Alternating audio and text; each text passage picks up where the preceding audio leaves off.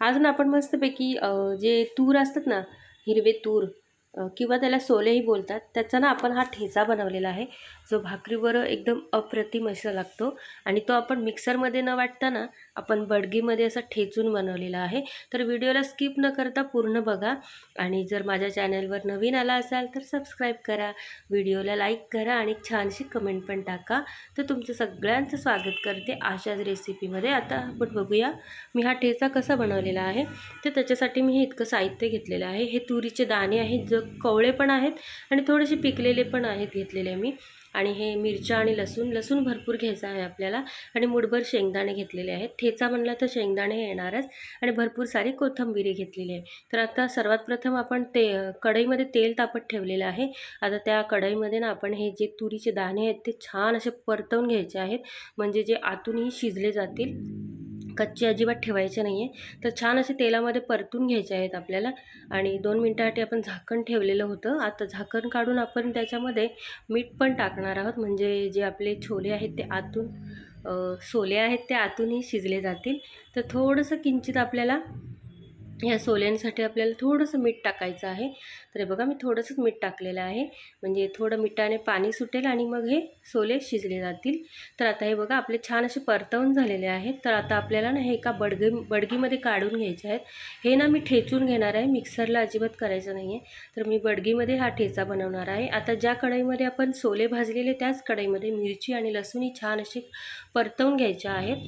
तुम्ही तेल टाकूनही परतवू शकता. तर मी कोरडेच असे परतवलेले आहेत, कारण ऑलरेडी कढईला तेल थोडंसं लागलेलंच होतं. त्याच्यामुळे हे छान असे बघा डाग येईपर्यंत आपल्याला मिरची आणि लसूण छान असे परतवून घ्यायचे आहे. आता आपल्याला ह्या सोले थंड झालेले आहेत, त्याच्यामध्येच आता ही मिरची आणि लसूण आपल्याला टाकून आपल्याला ना हे बडगीमध्ये छान असं कुटून घ्यायचं आहे. जर तुमच्याकडे वेळ नसेल तुम्ही मिक्सरमध्येही करू शकता, पण जी बडगीमध्ये जी ठेचून आपण खलबत्त्यामध्ये करतो ना, ती चव मिक्सरला येणार नाही. म्हणून तुम्ही शक्यतो ना ठेचूनच करा हा ठेचा, तर खूप अप्रतिम लागेल. आता हे सगळं आपल्याला छान असं ठेचून घ्यायचं आहे. याला मला खूप वेळ लागला, कारण हे सगळं ठेचायला. तर बघा मी सगळं हे ठेचून घेते आहे. मस्तपैकी आपण छान असं बारीक होईपर्यंत ठेचून घ्यायचं आहे. आणि नंतर आपली जी कोथिंबीर आहे ती पण टाकून ती पण ह्याच्यामध्ये छान ठेचून घ्यायची आहे, म्हणजे कोथिंबीरीची पण चव खूप छान लागते. तर आता आपलं मस्तपैकी बघा हे ठेचून झालेलं आहे, इतकं बारीक ठेचलेलं आहे मी. हे जवळजवळ 15 मिनटं झाले मी ठेचतच होते. खूप वेळ लागला ह्याला. तर आता हे मस्तपैकी झालेलं आहे बघा ठेचून. ह्या प्रकारे असं बारीक केलेलं आहे मी. हे बघा असं ठेचून बारीक केलेलं आहे. आता एका कढईमध्ये थोडंसं तेल टाकायचं आहे आणि तेलामध्ये ना तो जो ठेचा आहे सगळा, तो आपल्याला छान असा खरपूस परतवून घ्यायचा आहे. परतून याच्यासाठी की म्हणजे ठेचा ना जास्त दिवस टिकेल, खराब होणार नाही. त्याच्यामुळे ना आपण ह्याला छान असं खरपूस परतवून घ्यायचं आहे. आणि तुम्ही ना जेव्हा खायला घ्याल ना, तेव्हा ह्याच्यावर वरतून तेल घेतलं ना तर खूप अप्रतिम लागेल हा ठेचा. तर आता थोडंसं आपण अंदाजेनुसार मीठ पण टाकलेलं आहे आणि छान असं परतून घेत आहोत. तर हे बघा मस्तपैकी आपला परतवून झालेला आहे. तर आता आपण ना हा सर्व करायचा आहे. हे बघा मला थोडंसं कोरडं वाटलं, त्याच्यामुळे मी 2 चमचे अजून तेल टाकलं. तुम्हाला जर तेल जास्त आवडत नसेल तुम्ही नाही स्किप केलं तरी चालेल.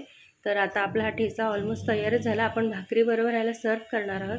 तर तुम्हालाही माझी रेसिपी कशी वाटली नक्की सांगा. जर चॅनलवर तुम्ही माझ्या नवीन आला असाल तर सबस्क्राईब करा आणि व्हिडिओला लाईक करा, छानशी कमेंट टाका. तुमचा सगळ्यांचा आजचा दिवस खूप शुभ जावो ही स्वामीचरणी प्रार्थना. तुम्हाला सगळ्यांना खूप खूप धन्यवाद की तुम्ही मला सपोर्ट करताय. आणि असेच सपोर्ट राहू द्या, असंच प्रेम राहू द्या.